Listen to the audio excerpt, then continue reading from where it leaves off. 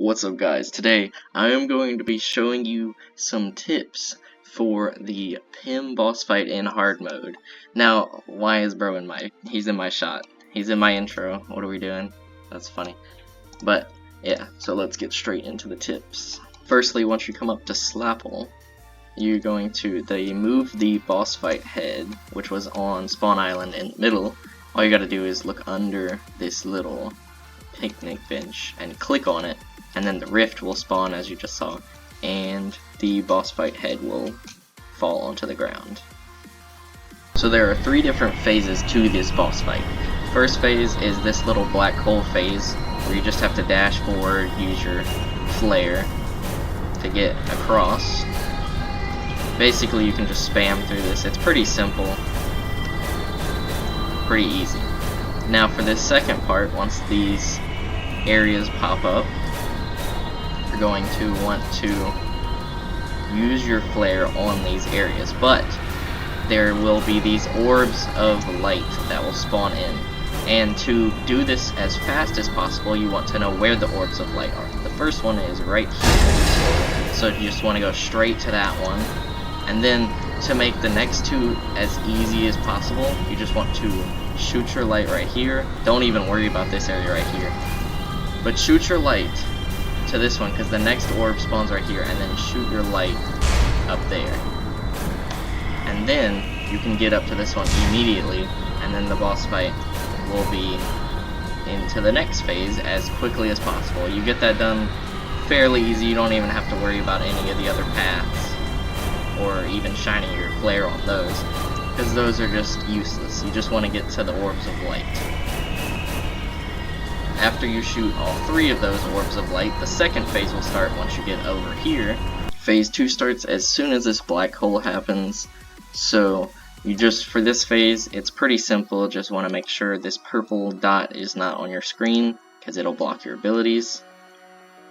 And then you just go through and you activate each pillar.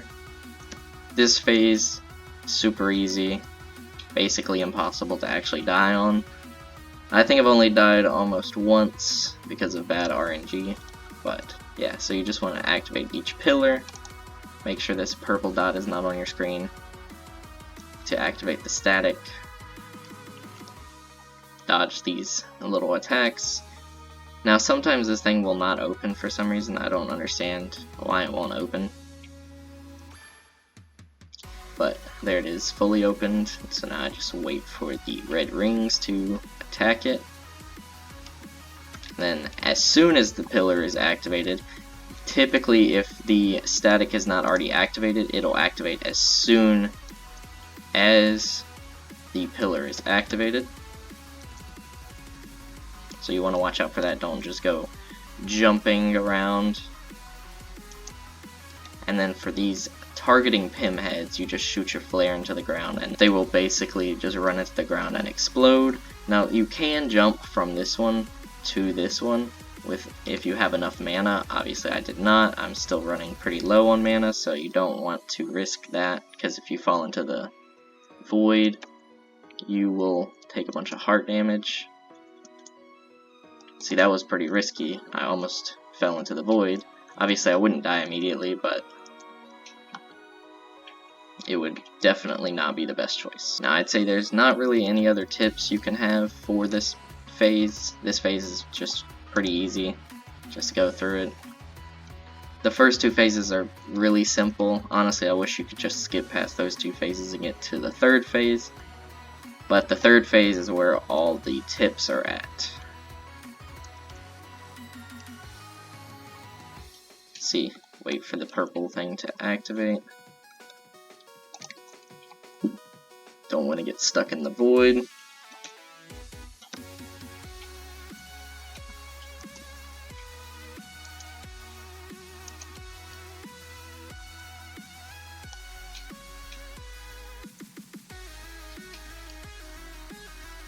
Now as soon as you get to the last one, you want to make sure your stamina and health is regened, because your stamina and health, or mana and health, stays the same as soon as you go into the 3rd phase of this boss fight.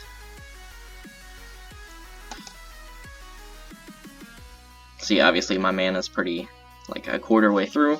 Alright, so when phase 3 starts, you have the eyeball and the mouth. So you want to focus on the eyeball because the eyeball is the more difficult of the two.